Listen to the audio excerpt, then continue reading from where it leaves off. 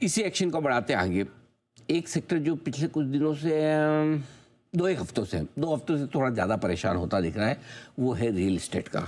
बार बार लगातार तेज़ गिरावट आती दिख रही है। पहले गिरावट आई वो आईटी सेक्टर को नुकसान को लेकर कि आईटी में ठंडापन आएगा तो रियल इस्टेट की मांग घटेगी।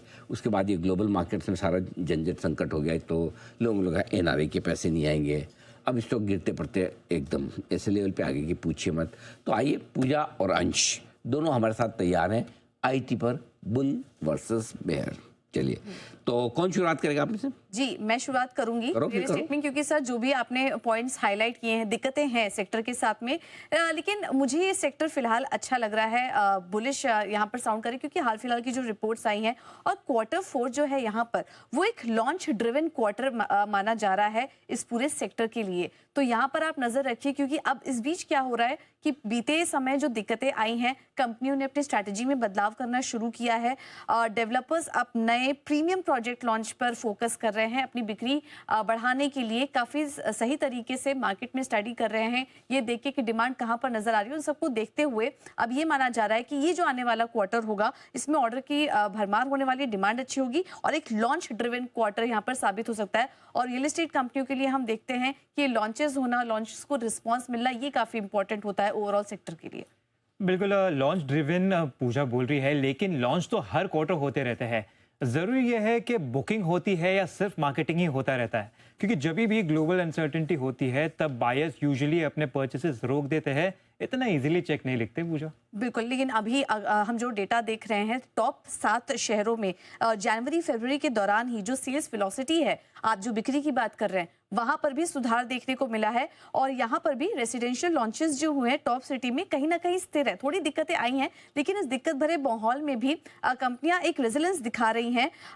यहाँ पर हम देख रहे हैं कि कुछ कंपनियां लगातार प्रीमियम हाउसिंग मार्केट में जो मार्केट शेयर है वो डोमिनेट कर रही है। 2024 में 53% शेयर था इसका, लेकिन अब वो बढ़कर प्रीमियम लॉन्चेस का 63%, 63% पहुंच चुका है। और यहाँ पर से और भी ज्यादा फोकस करने की बात की जा रही है। तो जैसा कि हम कह रहे हैं कि तो जो स्ट्रैटेजी में बदलाव ये कंपनियां कर रही हैं, प्रीमियम सेगमेंट पे फोकस कर रही हैं। टॉप 7 शहरों में क्वार्टर ऑन क्वार्टर जरूर दिक्कतें आई, लेकिन YOY नंबर्स अगर आप देखेंगे तो वहां पर बढ़ती देखने को मिली है।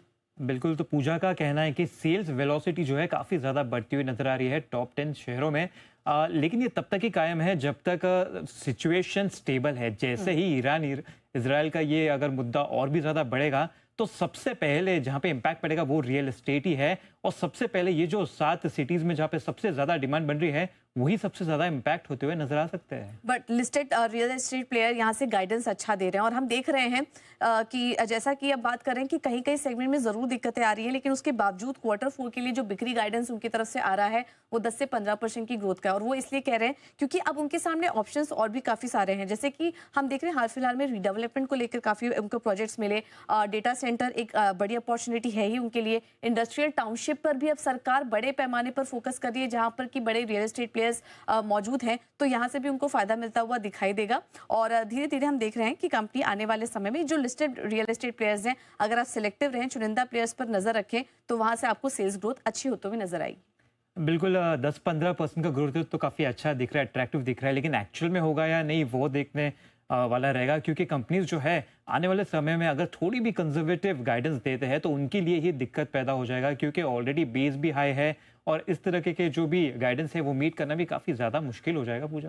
वो दिक्कतें होंगी, रॉ मटेरियल को लेकर भी दिक्कतें आ रही होंगी, इनपुट कॉस्ट बढ़ने में भी प्रेशर उठ रही है। लेकिन इन सबके बावजूद देखिए FY26 में जो बड़े ब्रोकरेज रिपोर्ट्स हैं, उनका कहना है कि कुल बिक्री ग्रोथ में 20% तक से ज्यादा की ग्रोथ यहाँ पर देखने को मिल सकती है, यानी कि डबल डिजिट ग्रोथ, और वो भी हाई साइड पर यहाँ पर हमें देखने को मिल सकती है केस में। 20% का तो एक्चुअली सपना दिखाया जा रहा है, क्योंकि अगर हम एक्चुअल रॉ मटेरियल की बात करें तो वो एक्चुअली 20% चढ़ता हुआ नजर आ रहा है। सिर्फ स्टील की बात करें तो 72,000 प्रति टन के हिसाब से जो है अब रेट चल रहा है, यानी कि काफी अच्छी बढ़ोतरी होती हुई दिख रही है, जिसके वजह से यहाँ पे फाइनेंशियल्स पे तो डायरेक्ट इम्पैक्ट आता हुआ दिख सकता है। लेकिन मेरा फोकस यहीं पे रहेगा कि जिस तरीके से नए प्रोडक्ट लॉन्च कर रहे हैं और प्रीमियमाइजेशन पर, प्रीमियम सेगमेंट पर जिस तरह से फोकस कर रही हैं, वो वहाँ से डिमांड आते हुए नजर आएगा। जैसे कुछ मार्केट्स की हम बात करें कि बेंगलुरु जो मार्केट है वो काफ़ी अच्छा प्रदर्शन कर रहे हैं। दिल्ली एनसीआर में भी कुछ मार्केट है जहाँ से की अच्छी डिमांड नजर आ रही है और सेल्स वेलोसिटी हमने बात की वो भी बढ़ते हुए नजर आ रही है। तो इनपुट कॉस्ट प्रेशर है, लेकिन अगर ये चीज़ें जैसे ही नॉर्मलाइज होती हैं तो इन प्लेयर्स के लिए एक बड़ा मार्केट, एक बड़ी अपॉर्चुनिटी यहाँ पर खुलते हुए नजर आएगी। देखिए, इनपुट कॉस्ट की बात करें तो स्ट्रेट ऑफ हॉर्मस की बात कर लेते हैं। ये दिक्कत अगर और भी ज़्यादा बढ़ती हुई नजर आए तो आने वाले समय में फ्यूल, शिपिंग, रॉ मटेरियल सब कुछ ही महंगे होते हुए दिख सकते हैं। तो ये जो पूरे डेवलपर्स की बात चल रही है, न्यू लॉन्चेस की बात कर रही है, वो लॉन्चेस ही पूरा का पूरा डिले होता हुआ नजर आ सकता है। बिल्कुल। तो नेट अगर बात करें सेक्टर को लेकर तो देखिए सेक्टर में थोड़े पॉजिटिव आउटलेट हैं, लेकिन नियर टर्म में जो वॉर की बात अंश कर रहे हैं उसके चलते हम देखेंगे कि थोड़ी उतार चढ़ाव यहाँ पर बना रह सकता है। रियल एस्टेट पर मामला है थोड़ा सा सीरियस। दोनों तरफ के तर्क और वितर्क दोनों ही बड़े मजबूती के साथ ऐसे में एक बेंच सेट की जाएगी और वो अपना निर्णय देगी।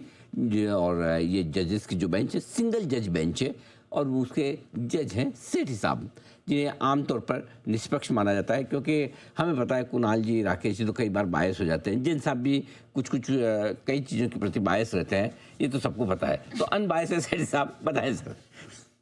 बिल्कुल अनिल जी, देखिए जहाँ तक रियल एस्टेट सेक्टर का सवाल है, मैं पूजा के साथ जाना चाहूंगा। एक तो जो इनके फेवर में जा रहा है वो ये है कि एक तो अच्छी खासी पिटाई हो चुकी है इस पूरे सेक्टर की। अब लेवल्स अच्छे आ गए हैं, वैल्यूएशन के लिहाज से अट्रैक्टिव लगने लगे हैं। बाकी भी जो कुछ भी डेवलपमेंट हुए हैं, एक बार ये वॉर सलट जाता है तो मुझे लगता है सेक्टर अच्छा करेगा। सरकार ने भी अपनी तरफ से जितनी सुविधाएं देनी थी, जो हाउसिंग लोन वगैरह में जो ब्याज दरों में कटौती हुई है उसका फायदा है। प्लस एक जो डेटा सेंटर का सेक्टर उभर के आ रहा है, जिसके लिए सरकार ने एक बहुत बड़ी अपॉर्चुनिटी खोली है, जो टैक्स हॉलिडे दिया है 20 साल का, तो उसके कारण से रियल एस्टेट की रिक्वायरमेंट बहुत बढ़ेगी डेटा सेंटर को लेके। और वैसे भी ग्राउंड पे मैंने देखा है, जो हमारे इलाके में जुहू है, अंधेरी है, यहाँ तो कहीं कोई प्राइजेस में कोई कमी नहीं आई है। प्लस डिमांड भी अच्छी है। हाल ही में लोटस ने भी एक नया प्रोजेक्ट लॉन्च किया, उसको अच्छी डिमांड मिल रही है और भाव भी बहुत अच्छे हैं। तो मुझे लगता है ग्राउंड पे रियलिटी थोड़ी डिफरेंट है और रियल एस्टेट सेक्टर मुझे लगता है उतनी दिक्कतों में नहीं है जितना दिख रहा है।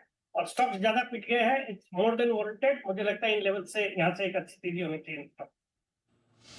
ओके, तो ये है रियल एस्टेट शेयर पर पॉजिटिव व्यू आता हुआ सेठ साहब की तरफ से।